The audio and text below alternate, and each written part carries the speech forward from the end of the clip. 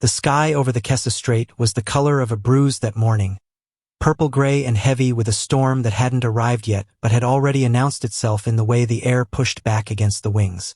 Major Dana Kestrel flew through it alone, the low, steady drone of her F-16's engine the only company she had left, and told herself that alone was not the same thing as unsupported.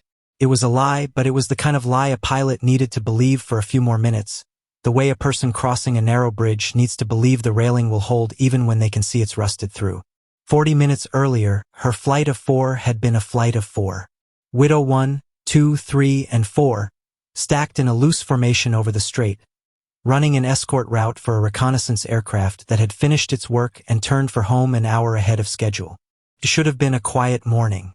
Dana had flown 100 sorties like it, routine to the point of boredom, the kind of mission where the most exciting thing that happened was a bird strike warning that turned out to be a flock of gulls too far below to matter. Then the ground controller's voice had changed. It went from clipped and professional to strained in the space of a single transmission, and then to nothing at all, swallowed by a wall of static that rolled in from the east like weather of its own. Nobody in Dana's flight understood, in the moment, whether it was jamming, equipment failure, or something worse. What they understood was that the voice that had been guiding them all morning had simply stopped, and no amount of calling back into the silence brought it back. Widow 3 peeled off first, chasing a fuel warning light that everyone assumed was a gauge fault until the pilot confirmed over the Squadron channel, voice tight, that it wasn't. Widow 2 and Widow 4 were vectored north almost immediately after, ordered by a backup controller working off incomplete information to intercept a pair of contacts that ground radar swore were hostile. 12 tense minutes later, close enough to visually identify the aircraft, 2 and 4 discovered they'd been chasing 2 of their own transport planes flying with a transponder that had simply failed sometime after takeoff. By the time the confusion resolved itself, both aircraft were 40 miles north and burning fuel they couldn't easily spare to get back. Dana kept flying her original route the entire time, holding position because nobody had told her to do anything else, and by the time she understood what had happened to the rest of her flight, she was alone over open water with no controller, no wingmen, and a growing sense that the quiet morning she'd expected had quietly become something else. She checked her fuel. Enough for now. She checked her weapons load, running through the tally out of habit more than need. Enough if she didn't waste anything on a shot that wasn't clean. She checked the sky ahead of her out of the same habit, expecting nothing, and that was when her radar picked up the first contact. Then the second. Then the third, the fourth, and the fifth, spreading into a loose wall 30 miles out and closing fast enough that there was no question about their intentions. Dana keyed her mic, more out of procedure than hope. Widow flight, this is Widow 1, be advised. 5 bandits inbound, my position, requesting immediate support.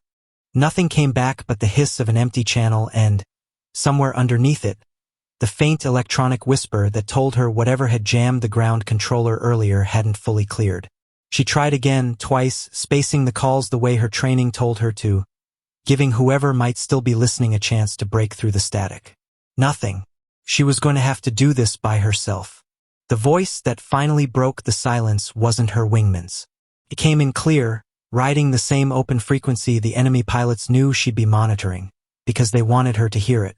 Widow 1, this is Serpent Lead. We show 1 aircraft on our scopes. Just 1.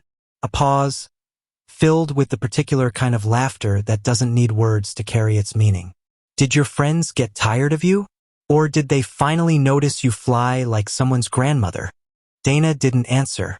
She watched the 5 contacts resolve on her display into a shape she recognized immediately. A squadron flying an aggressive spread formation designed for exactly one purpose. Boxing in a lone, cornered aircraft and denying it any clean escape route. It was textbook. It was confident. It was the formation of pilots who had run this exact play before, against outnumbered opponents, and won cleanly enough times that they no longer questioned whether it would work again. A second voice cut in, younger, sharper, eager to join the game. 5 of us, 1 of you. Somebody really didn't do the math before they sent you up here alone. Dana still didn't answer. She was doing math of her own, and it had nothing to do with what the voice on the radio wanted her to feel. She calculated distance and closing speed, the geometry of the intercept the 5 aircraft were building around her position, and the terrain rising in jagged gray spines to the south, ridgelines and narrow valleys that could break up a radar picture and turn a clean intercept into something closer to a guessing game, if a pilot was willing to fly low enough and close enough to the rock to make her own ground crew nervous just thinking about it. She was willing. Nothing to say, Widow One? Serpent lead again, needling now, testing for a crack in her silence the way a man tests ice before putting his full weight on it. Come on, this is supposed to be fun for both of us. A third voice, older and more measured than the first two, cut in briefly. Lead, radar shows her turning south. Terrain's rough down there. Let her run, Serpent lead said, and Dana could hear, even through the flat compression of the radio, the smile in it. Rough terrain doesn't do her any good if there's nowhere to land afterward. Dana keyed her mic once, finally, and her voice came through flat and unhurried. The voice of someone reading out a weather report rather than the voice of someone facing 5-to-1 odds over open water. Serpent Flight, this is Widow One. You have the numbers. I hope that's enough. Then she rolled the jet hard onto its side and dove for the mountains, and for a few seconds the laughter on the radio stopped entirely, replaced by the clipped, businesslike chatter of pilots adjusting their formation to follow. What none of the 5 pilots closing on her position understood, what almost nobody outside a small circle of instructors and intelligence officers understood, was that the call sign now blinking on their threat displays as Widow One carried a second name attached to it in files most of them would never be cleared to read. Ghost Widow. It was not a name Dana had chosen for herself. Nobody chooses the name that follows them out of a battle they weren't supposed to survive. 6 years earlier, flying escort over a different, equally contested stretch of sky, she had been separated from her flight in circumstances that felt, in memory, almost identical to the ones she was living through now.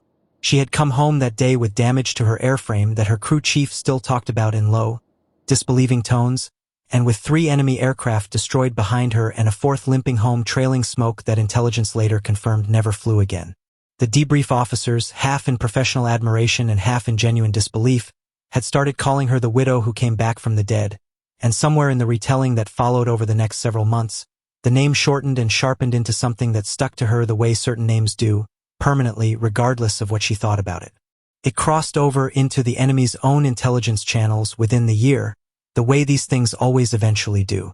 Pilots on both sides of a long conflict share more than they'd like to admit, through captured radio chatter, through debriefs of downed airmen, through the simple fact that war has always run partly on rumor.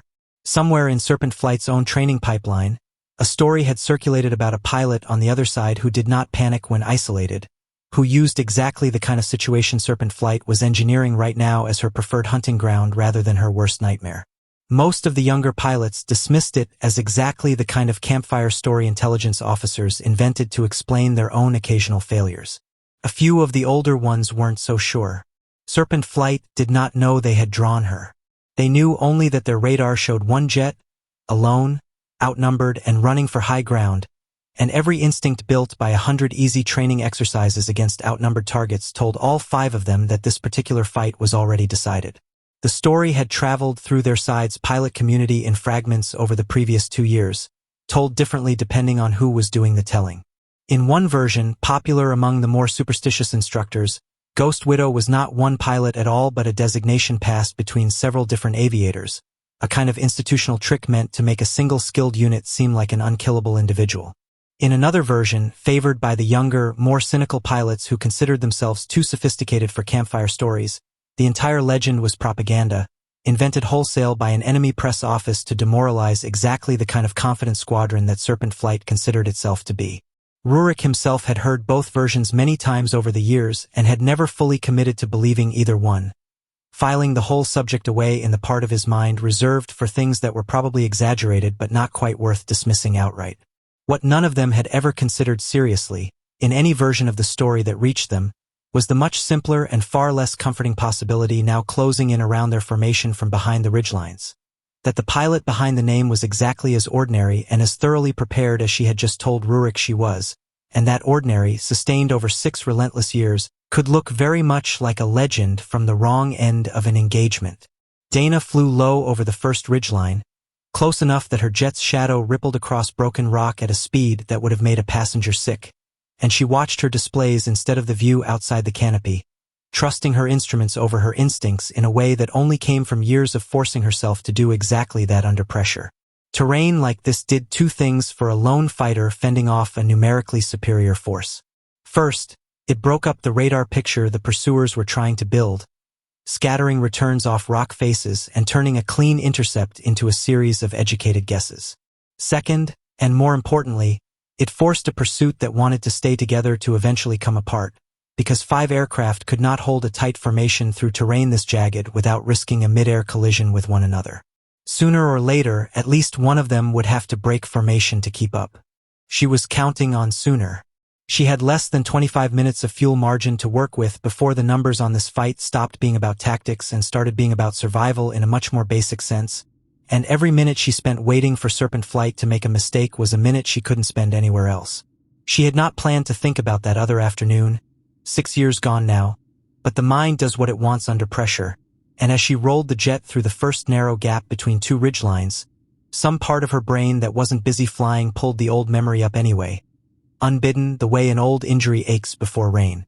That day, too, had started as something routine.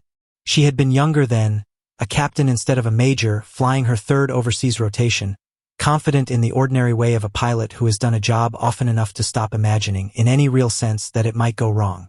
Her flight of 4 had been jumped by a much larger enemy formation over a stretch of coastline that her mission planners had assured her, the night before, was quiet. It was not quiet.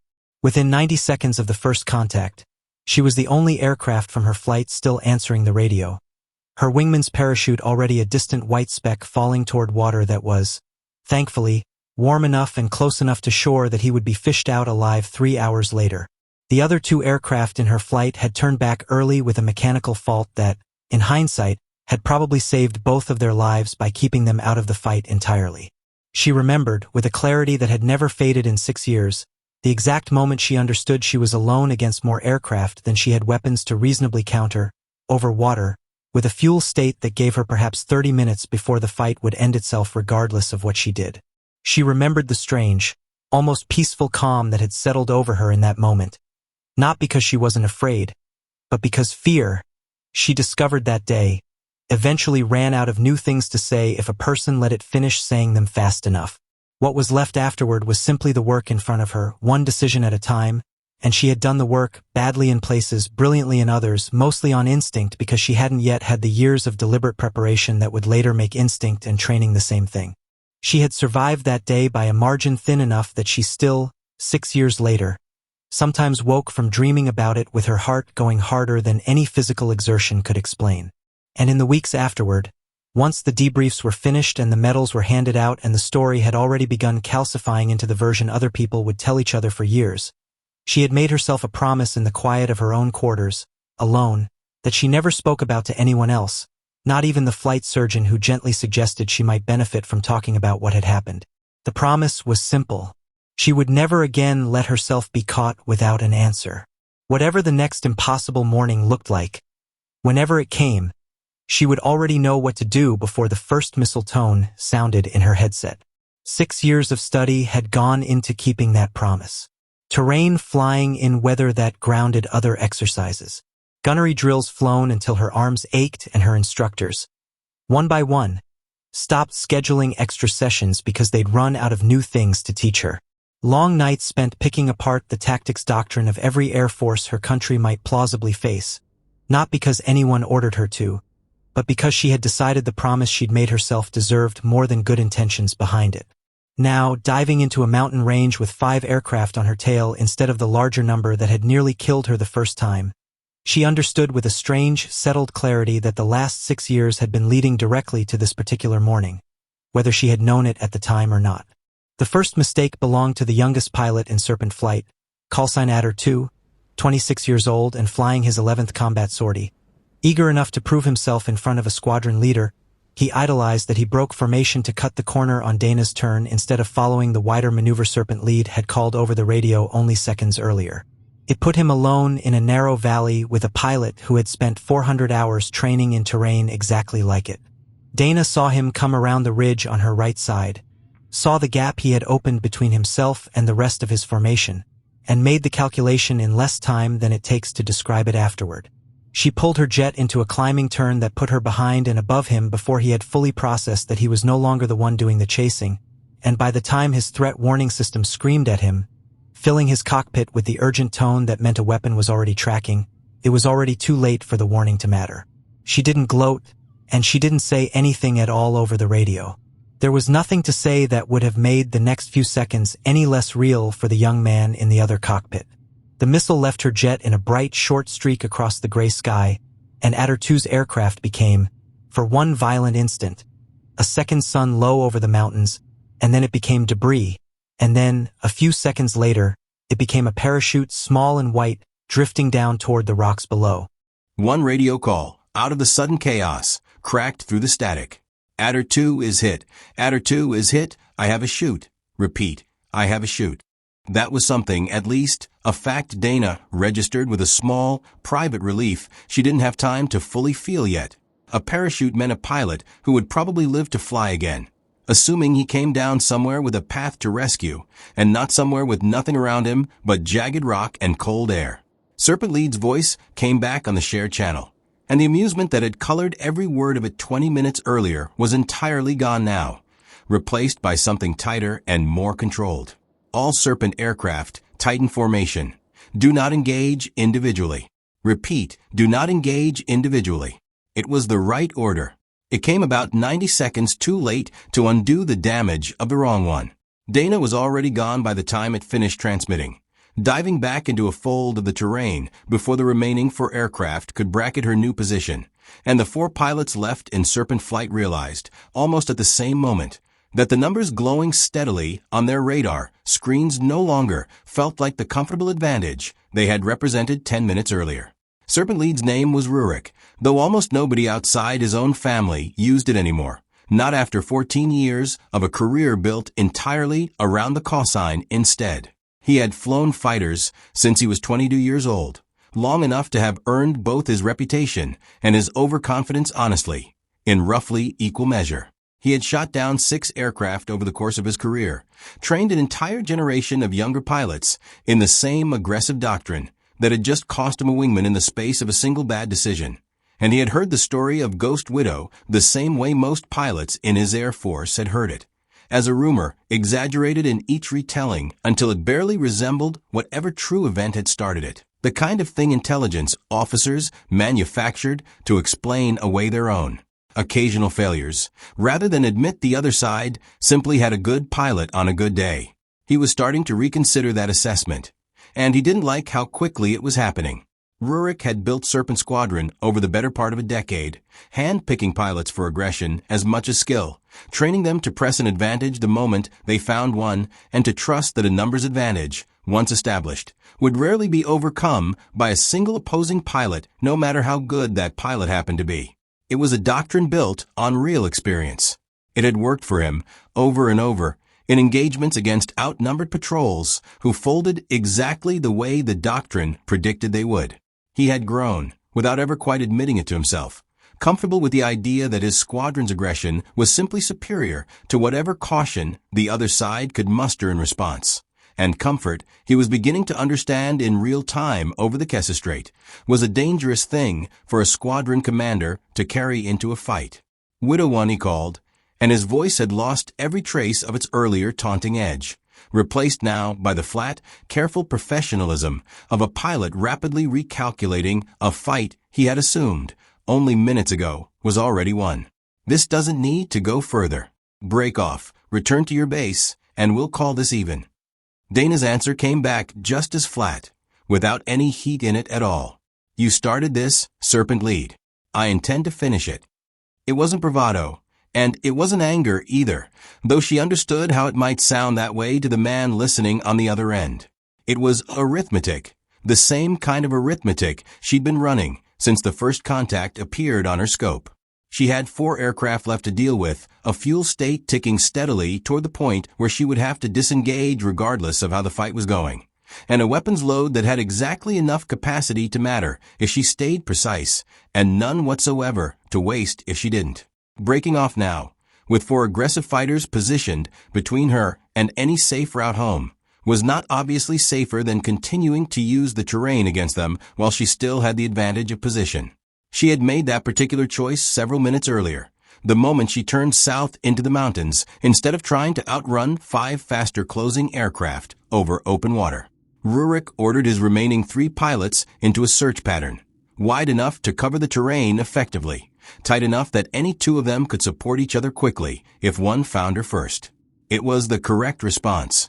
It was the kind of pattern a good instructor would have taught, precisely because it minimized the risk of losing another pilot to the same mistake Adder 2 had just made.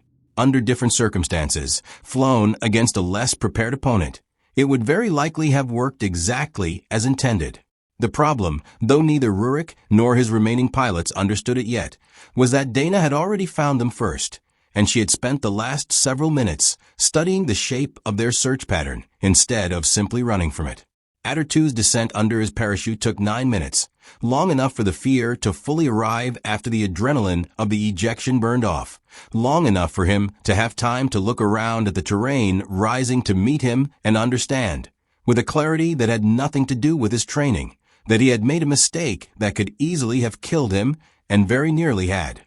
He landed hard on a rock shelf a few hundred meters above a dry riverbed, rolling the way his instructors had drilled into him years earlier, and sat for a long moment afterward simply breathing, both hands pressed flat against the cold stone beneath him, as if the ground itself might still be moving. His radio, when he finally found the composure to use it, still worked, and he spent the next 20 minutes alternating between calling for rescue and listening, helpless, to the rest of his squadron's fight continuing somewhere above and beyond the ridge that blocked his view of the sky. He heard Adder 4's Mayday call. He heard the strain in Rurik's voice during the exchange with Widow 1 that followed shortly after. He did not, from where he sat, ever see the aircraft that had shot him down, and in the years that followed he would tell the story of that morning many times, to many different audiences, and in none of those tellings would he ever manage to fully explain the strange calm that had settled into her single radio transmission in response to 5 aircraft closing on her position. It was not the voice of someone afraid. It had not sounded, even to a frightened young pilot sitting on a cold rock shelf with a twisted ankle and a badly bruised pride, like the voice of someone who expected to lose. Rescue reached him 4 hours later, cold and exhausted, but alive, and the first thing the rescue team's medic said to him, only half joking, was that he'd picked an interesting day to learn a hard lesson early in his career. He didn't disagree. He carried that lesson with him for the rest of his flying career and told it eventually to younger pilots of his own, always with the same warning at the end. Discipline mattered more than eagerness, and the sky did not care how badly a young pilot wanted to prove himself. Adder 4's flight home was quieter, and in its own way harder. He nursed a damaged aircraft over 60 miles of open water, with a fuel gauge dropping faster than the damage alone accounted for, second-guessing the half-second of hesitation that had put him in Dana's sights in the first place, running the maneuver over and over in his head and finding, each time, the same small gap where trust in the plan had failed him by a fraction of a second. He landed safely, shaken and furious with himself in a way his squadron mates would spend the next several weeks trying, without much success, to talk him out of. He did not fly again for 11 days, grounded by his own flight surgeon's judgment rather than any injury. And when he finally did return to the cockpit, he flew differently for the rest of his career, more carefully, in a way that some of his commanders privately worried had cost him some of the aggression that had once made him a promising pilot, and that he himself would always insist quietly had simply made him a better one. She used the ridgeline the way a person uses a doorway, appearing and vanishing through narrow gaps in the rock that gave her only seconds of clean radar exposure and no more. Timing every move against the search pattern, she could see the 3 remaining Serpent aircraft flying below and around her. They were good pilots, she would think later, when there was time to think anything at all beyond the immediate demands of the fight. They were good pilots executing a sound tactic against an opponent who had years earlier, in a classroom neither of them would ever see, helped write the very doctrine their sound tactic was built from. The second kill came harder than the first, and cost her more in fuel and margin than she liked. Adder 4, flying wing on Rurik himself, caught a glimpse of her silhouette on a turn and called it fast enough that Rurik had time to react. breaking hard away in a maneuver designed to force Dana into choosing between two separating targets instead of one. It was the right instinct, drilled into both men through years of the same training. For a moment, it worked exactly as intended, splitting Dana's attention and buying both Serpent pilots a few precious extra seconds of separation. But a two-aircraft break, where one pilot leads and the other trusts the plan enough to hold his own half of it without deviation, only works if both pilots commit fully and simultaneously, and Adder 4, rattled from watching one of his squadron mates go down in flames 20 minutes earlier, broke wider and a half-second later than the maneuver actually called for. It was a small mistake. In this kind of fight, a half-second was more than enough. It put him alone in Dana's sights for just long enough to matter. She fired. He survived it barely, his aircraft trailing dark smoke as he broke off hard and turned for friendly territory, radioing a mayday call that Dana let go without pursuing. She had no need to finish a kill that had already, functionally, removed itself from the fight. Chasing a damaged aircraft that no longer posed a threat would have cost her fuel and time she genuinely could not spare. What she needed now were the two aircraft still capable of fighting her, Rurik and his last remaining wingman, call sign Adder 3, and she needed to deal with both of them before her fuel warning light turned from a cautious yellow into a decision that would end this fight for her, one way or another, whether she was ready for it to end or not. Widow 1. Rurik's voice again, and this time there was no order behind it, no tactical instruction directed at what remained of his flight. Just a question, sent openly on the shared channel, because he genuinely, urgently wanted an answer. Who are you? Dana considered not answering at all. Radio discipline said not to. Every hour of training she'd ever received told her that engaging in conversation with an enemy pilot mid-fight served no tactical purpose and carried real risk of distraction. But something in the particular exhaustion of the question, the sound of a man watching a version of the world he had trusted completely for 14 years come apart in real time, in the space of 25 minutes, made her key the mic anyway. Somebody who trained for exactly this, she said. Nothing more than that. It wasn't the whole truth, but it was truer than the myth chasing her call sign through 2 Air Forces worth of rumor and radio chatter. She was not a ghost. She was not a story invented to frighten cautious new pilots into second-guessing themselves before a fight even started. She was a woman who had spent 6 years since her own worst day in the sky, turning that day into hundreds of hours of study. Terrain flying in weather most instructors would have grounded the exercise for, gunnery drills flown until her arms ached from the sustained G-forces, tactics discussions that ran past midnight in rooms most of her own squadron mates eventually stopped attending because they found the intensity of it exhausting, because she had promised herself, in the cockpit that day, 6 years ago, bleeding fuel and altitude in roughly equal measure, that she would never again be caught in open sky without an answer for whatever came at her. The legend other pilots told each other in ready rooms on both sides of the conflict was built on top of a much smaller, much more human fact underneath it. She had simply refused, for 6 consecutive years, to stop preparing for the day the odds turned against her again. Rurik didn't answer her, not directly. He was already committing to the only move he had left that gave him any real chance of salvaging the fight, a coordinated attack run with Adder 3 that would force Dana to defend against 2 aircraft simultaneously, at exactly the moment her fuel state no longer gave her the margin to keep using the terrain as a shield the way she had for the last 20 minutes. It was aggressive.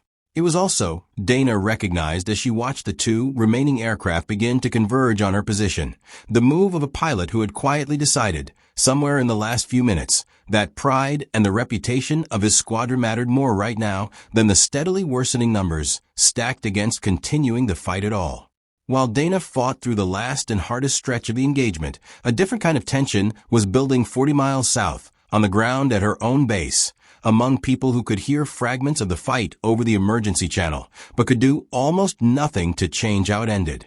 The squadron's operations room had gone quiet in the particular way rooms go quiet when everyone in them understands that talking won't help and silence, at least, doesn't make things worse. Dana's crew chief, a soft-spoken sergeant named Osei who had maintained her aircraft for 3 years and considered the airframe, in some private way he never fully admitted out loud, closer to a living thing than a piece of equipment, stood near the radio with his arms crossed, listening to the broken transmissions with an intensity that made the younger technicians around him instinctively lower their own voices. The squadron commander, a colonel who had flown 2 decades earlier in a different conflict and still remembered exactly what it felt like to wait on the ground, while someone else's fight played out beyond his ability to influence it, had ordered every available aircraft prepped for an immediate rescue and support sortie the moment the first garbled transmission confirmed Dana was engaged with a numerically superior force. It took time. Nobody had enough of fueling and arming aircraft that had been sitting cold on the ramp, and everyone in the operations room understood, without anyone saying it directly, that whatever happened in the sky over the Kessa Strait would very likely already be decided before any of that support could arrive.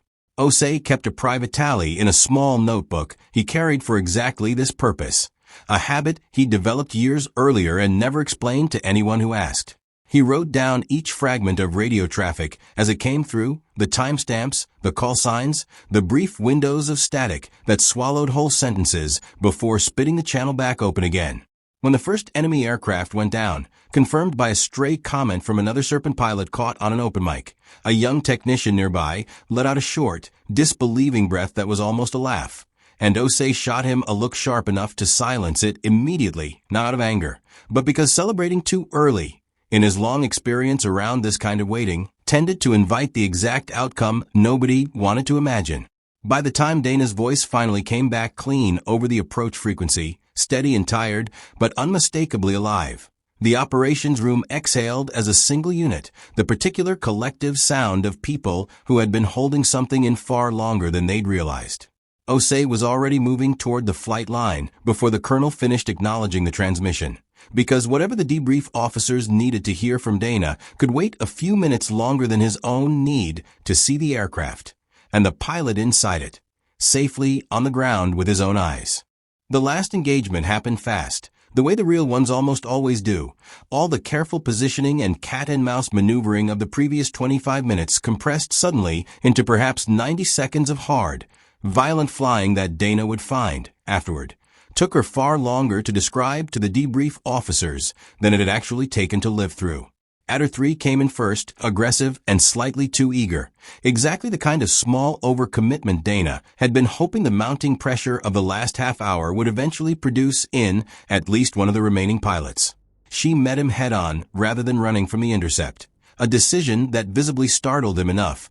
In the fraction of a second, she had to read his flight path, to throw off his aim by half a beat, which was all the room she actually needed. Her second clean kill of the morning streaked across the closing gap between the two aircraft, and Adder 3's jet came apart in a scattering shower of debris that Dana didn't have time to watch, because Rurik was already turning in hard behind her, close enough now that his own weapon's tone was screaming in her headset a full second before the same warning began screaming inside her own cockpit. She broke hard, harder than the aircraft's flight manual technically recommended for sustained maneuvering, hard enough that the world outside her canopy smeared into a featureless gray blur, and her vision narrowed sharply at the edges under the sudden crushing weight of the turn. It was not a maneuver a careful pilot performed twice in the same career, if she could help it. It was the maneuver of someone who understood, in the half second she had left to decide, that Careful had already lost this particular argument to Necessary, and that there would be time to worry about the strain on her airframe and her own body later, assuming there was a later to worry about at all. It worked.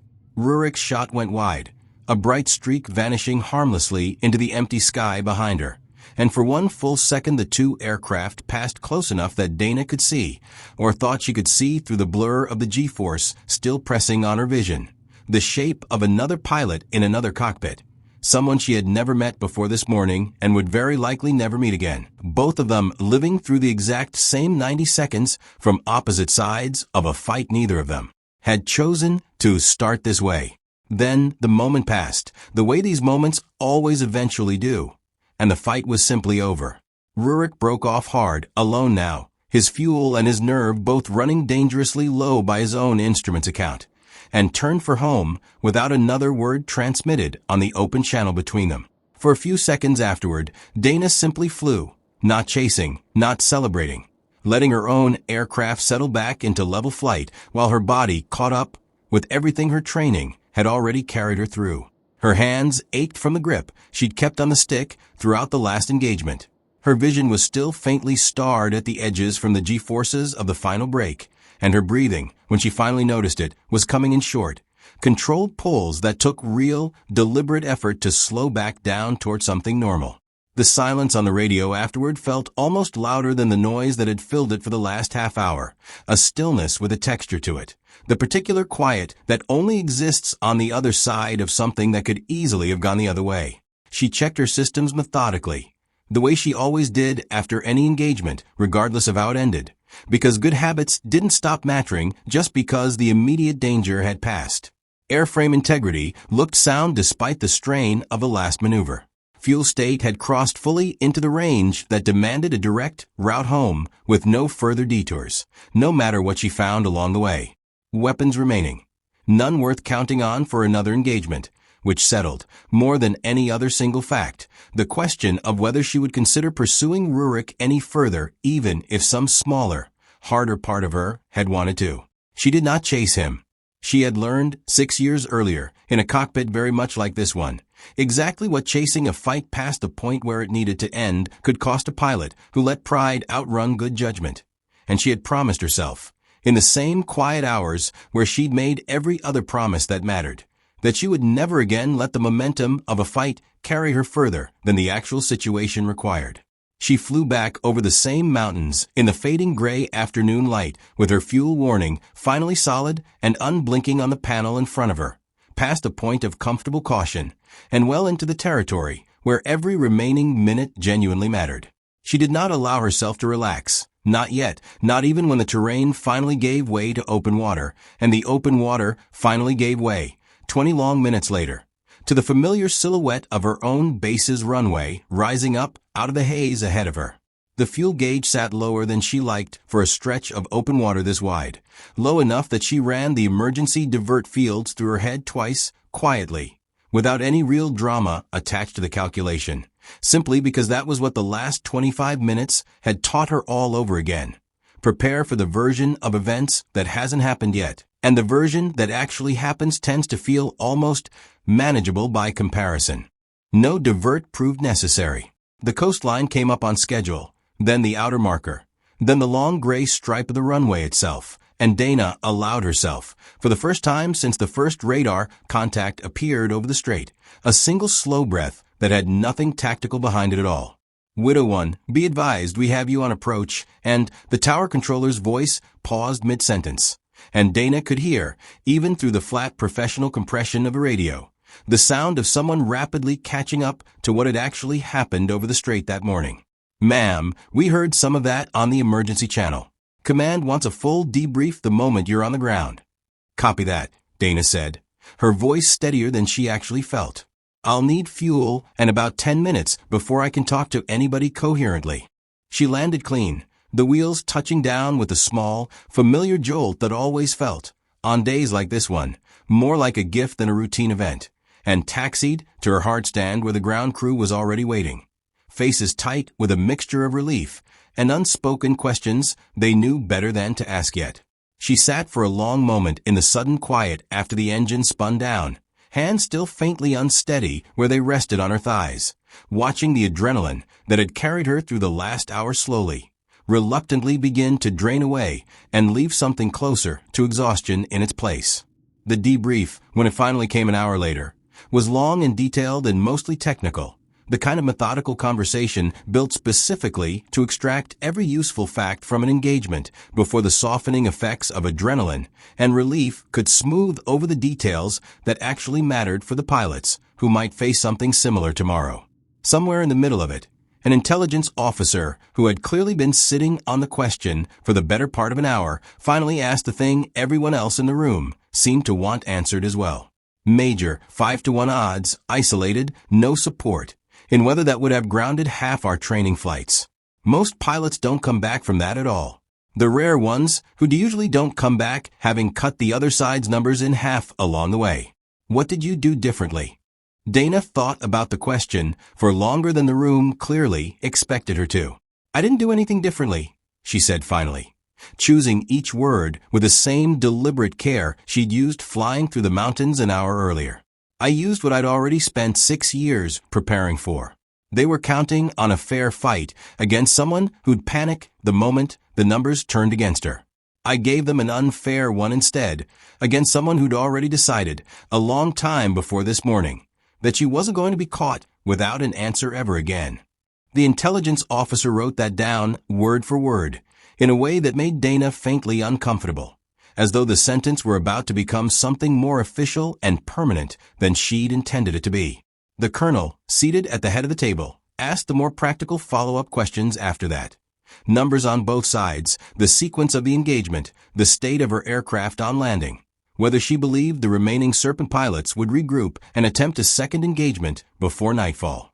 Dana answered each one carefully, sticking to what she actually knew rather than what seemed likely, a habit that had served her well in every debrief she'd ever sat through, and that she suspected, more than any single tactical decision she'd made in the air, was the real reason command trusted her judgment as much as they did. Near the end of the debrief, almost as an afterthought, the colonel asked whether she wanted anything noted in her file about the engagement beyond the standard combat report. Dana considered it, then shook her head. "Just the report," she said. "Nothing extra." She had already decided, somewhere over the mountains on the flight home, that she didn't need the moment written down any more permanently than it was already going to be written, in the memories of 5 pilots who would carry it with them for the rest of their careers, regardless of what any file said. The story of that afternoon over the Kessa Strait spread the way these stories always eventually do, imperfectly, growing new details with every retelling until the version that finally reached most pilots on both sides of the long conflict bore only a rough, distorted resemblance to what had actually happened in the sky that day. Some versions had her taking down all 5 aircraft outright. Some had her gliding home on the last fumes of an empty fuel tank, engine already flamed out before her wheels touched the runway. None of the versions Dana ever heard secondhand. She noted with the quiet, private amusement of someone who had actually lived through the real thing, ever got the mountains quite right. She didn't bother correcting any of it. That was a lesson she'd learned the same year she'd learned everything else that mattered most about this work. A myth, once it exists and starts moving on its own, does more work protecting the people who believe in it than any careful correction ever could. Let the next pilot who heard the name Ghost Widow crackle across an open channel hesitate for half a second before pressing an attack he might otherwise have flown without a second thought. That half second of hesitation, earned honestly or not, was worth more to her and to whoever might be flying beside her someday than any perfectly accurate accounting of one difficult morning's fighting. What she kept instead, from that day, was smaller and far more personal than the story that had already spread well beyond her control. She kept the memory of Rurik's voice asking who she was, stripped entirely of its earlier mockery, honestly and urgently curious in the specific way people only become honest once they've watched their own assumptions fail them completely and in real time. She kept the memory of the first parachute she'd watched drift down over the broken rocks, small and white against the gray sky, proof that even a fight she had won as decisively as this one had still left both sides with something to grieve quietly and something else, however small, to be grateful for. And she kept flying, not because the legend now attached to her name demanded it of her, and not because she felt any need to prove the story true a second time to anyone who doubted it. She kept flying because 6 years earlier, alone in a sky that by every reasonable measure should have killed her, she had made herself a single simple promise, and every sortie she'd flown since that day, including the one that had just ended, had been one more small piece of evidence that she intended, for as long as she was able to keep it. Somewhere over another stretch of contested sky, months later, a different intelligence officer stood in front of a fresh squadron of enemy pilots during a routine briefing and included, almost as an afterthought near the end of his notes, a single line about a call sign worth watching for. A pilot who flew alone when the situation genuinely demanded it, and who had never once, in any confirmed engagement on record, turned out to be the easy kill her isolation seemed at first glance to promise. None of the new pilots in that room quite believed it, not really. They had all heard stories like it before, told by instructors who liked a dramatic warning better than a dry statistic. and most of them filed away with all the other campfire tales they assumed existed mainly to keep young pilots properly humble. 2 months after the fight over the Kessa Strait, Dana found herself standing in front of a classroom instead of sitting in a cockpit, which was, in its own quiet way, a stranger experience than anything that had happened in the mountains. Command had asked her to take on a rotation of new pilots fresh out of advanced training, and she had said yes before she'd fully considered what it would mean to spend her days explaining, over and over, the same instincts that had once been the difference between living and not. The pilots in front of her were young in the particular way all new fighter pilots are young, confident in their flying and quietly unconvinced, in the private places people don't say out loud, that anything truly bad would ever happen to them personally. She recognized the look. She had worn it herself once, a lifetime and a promise ago. "You'll hear stories about what happened over the strait," she told them, on the first morning of the rotation, standing in front of a whiteboard covered in the same terrain diagrams she'd once studied alone at midnight. "Most of them aren't accurate. I'm not going to correct them, and neither should you, because the accurate version isn't actually the important part." A pilot in the second row, young enough that Dana could see herself in him without much effort, raised a hand. "Then what's the important part, ma'am?" Dana considered the question the way she considered most things now, carefully, without rushing toward whatever answer sounded best. "The important part is that nothing I did that day was improvised. Every decision came from something I'd already drilled, sometimes years earlier, until it didn't feel like a decision anymore. That's the only part of a story that's actually useful to you, not the outcome, the preparation underneath it." She spent the rest of the session walking them through terrain flying fundamentals, the same unglamorous, repetitive drills that had once filled her own evenings after a battle nobody in that room had been alive to fully understand yet. She watched them take notes, watched a few of them exchange the small, knowing glances of pilots who thought they already understood more than they did, and she let it go without correction, because she remembered being exactly that certain once herself, and she remembered just as clearly exactly how that certainty had nearly gotten her killed. At the end of a session, the same young pilot lingered after the others filed out, working up the nerve to ask something he'd clearly been holding back all morning. "Ma'am, were you scared?" "Up there, with 5 of them." Dana thought about the honest answer for a long moment before giving it to him, because she decided, somewhere in the 2 months since the fight, that the honest answer was the only one worth passing on. "Yes." The whole time. Fear doesn't go away just because you're prepared. What preparation gives you is somewhere to put it, so it isn't the only thing running the aircraft. He nodded slowly, the way people do when they've been given an answer that will take them longer to fully understand than the moment allows for, and left her alone in the empty classroom with the terrain diagrams still up on the whiteboard behind her. Rurik, on his own side of the conflict, was going through a quieter and more private version of the same reckoning. He had submitted a full report of the engagement to his own command, careful and honest about the tactical errors that had cost him 3 aircraft in under 30 minutes, and he had spent the weeks afterward rebuilding Serpent Squadron's training doctrine from the ground up rather than simply replacing the pilots he'd lost and continuing as before.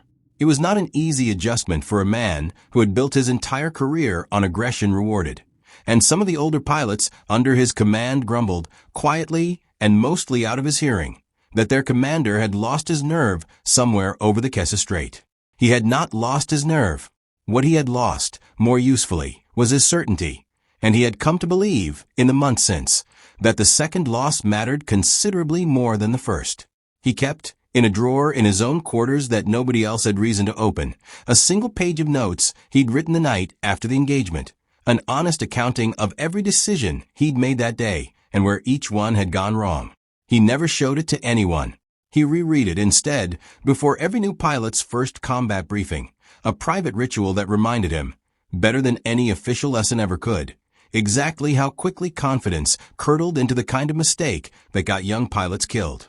That was, Dana thought, when she eventually reflected on the whole strange arc of the last 2 months, exactly how it should be. Let the new pilots not fully believe it yet. Let them carry the lesson quietly until the day it mattered, the way she had once carried her own promise for 6 long years before a gray morning over the Kessa Strait finally asked her to prove it. Let them find their own version of that morning, whenever and wherever it came, already carrying an answer instead of searching for one in the moment it was needed most. On the final afternoon of the rotation, Dana took her small class of new pilots up in pairs for their first supervised terrain flying exercises, watching from a chase aircraft as each of them worked through the same narrow valleys and sudden ridgelines that had once been the difference for her between coming home and not. None of them flew it perfectly. She hadn't expected them to. What she watched for instead, carefully, from her position off their wing, was something harder to teach directly. The moment, small and easy to miss, when a young pilot stopped flying the exercise as a box to check and started flying it as something that might someday actually matter to whether they lived through a morning like the one she'd survived over the Kessa Strait. She saw it in at least 2 of the 6 pilots she flew with that day, and it was enough to make the whole exhausting rotation feel worthwhile in a way she hadn't expected when she'd first agreed to it. That evening, walking back across the flight line as the light went the same bruised purple-gray it had been the morning of the fight, Dana found herself thinking, not for the first time, about the promise she'd made herself 6 years earlier, alone and frightened in a cockpit she genuinely believed might be the last one she ever flew. She had kept it. She intended to go on keeping it, one deliberate hour of preparation at a time, for as long as the work asked it of her. And now, for the first time since she'd made that promise, she was no longer the only one carrying it. Somewhere behind her, in the same classroom where she'd stood answering questions about fear and preparation, a handful of young pilots were carrying a smaller, newer version of it forward into careers she would never fully see the end of. And that, she thought, walking the last stretch back to the operations building in the fading light, was very likely the only kind of legend actually worth leaving behind. She had an answer ready for whoever came next, built the same patient way she had built every answer before.